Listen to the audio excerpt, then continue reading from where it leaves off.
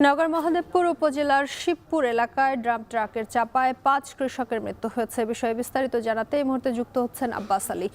আব্বাস, নিহতদের মরদেহ কোথায় রাখা হয়েছে সেই সঙ্গে জানাবেন স্বজনদের সঙ্গে কোনো কথা হচ্ছে কিনা আপনার?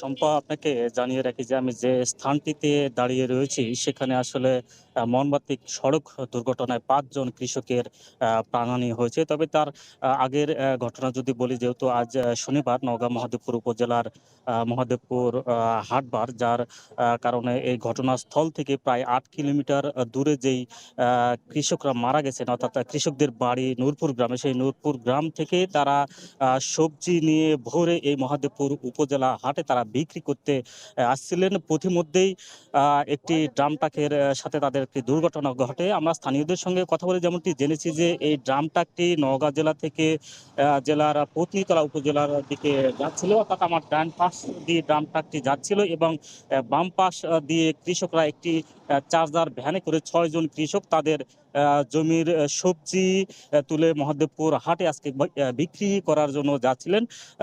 কিন্তু এখানে আসলে একটি যে দুর্ঘটনা ঘটেছে, স্থানীয়রা ধারণা করছেন যে চালকের যে সহযোগী রয়েছে তিনি আসলে এই ড্রাম ট্রাকটি চালাচ্ছিলেন এবং ঘুম ঘুম ভাব নিয়ে চালাচ্ছিলেন, যার কারণে আসলে সেই ড্রাম ট্রাকটি রাস্তার তাদের বাম পাশ থেকে ডান পাশে ভুলক্রমে এসে এই চার্জার ভ্যানটিকে চাপা দিয়ে রাস্তার এই বাম পাশে রাস্তার নিচে এই পড়ে যায়, যার কারণে ঘটনাস্থলেই ৩ জন মারা যায়। এবং স্থানীয় যারা রয়েছেন তাদের সঙ্গে কথা বলেছে, বিকট একটা শব্দ হয়েছিল এবং এই শব্দের কারণেই তারা এখানে এসে দেখেন যে ৩ জন মারা গেছে এবং বাকি ২ জনকে তারা মহদেবপুর উপজেলা হাসপাতালে পাঠায়। সেখানে ঘটনাস্থলে সেই ২ জন মারা যায়। আর পুলিশের সঙ্গে কথা বলে আমরা যেমনটি জেনেছি যে ড্রাম ট্রাকের যারা চালক এবং হেল্পার ছিল তারা পালিয়ে গেছে এবং তাদেরকে শনাক্ত করার চেষ্টা করা হচ্ছে এবং যে ড্রাম ট্রাকটি রয়েছে মালিকানা কারা তাদেরকেও শনাক্তের চেষ্টা করা হচ্ছে বলে জানিয়েছেন পুলিশ প্রশাসন। তো এই ছিল আমার কাছে এখানকার দুর্ঘটনা নিয়ে সবশেষ।